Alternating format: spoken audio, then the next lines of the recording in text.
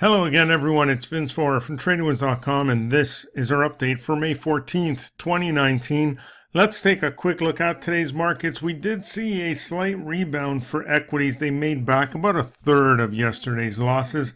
By the end of the session, the Dow Jones Industrial Average was up 207 points. The S&P 500 managed to gain 22 points. The Nasdaq was higher by 87 points, and the Russell 2000 closed with a gain of 20 points. The bond market was slightly lower, and the yield on the 10-year note sits at 2.417%. Crude oil pulling back today, losing 67 cents or $1.10%.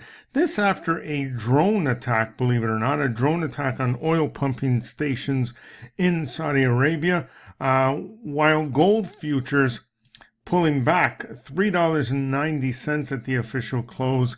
This after some strength in the US dollar. Now, while equities remain under pressure, bond yields remain low, and so on, there is one market that's quickly come back into favor, and that is Bitcoin. Let's have a look at the NYSE Bitcoin index.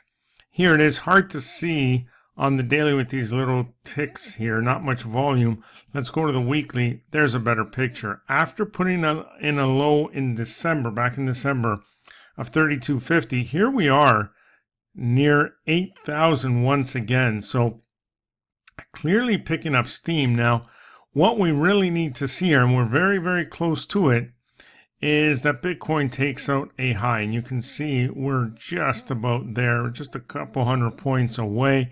If we can get above there, we certainly have another shot at taking out higher highs here.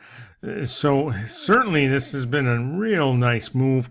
If we bounce off that level and pull back, that's what would be ideal in my opinion. Let it come back a little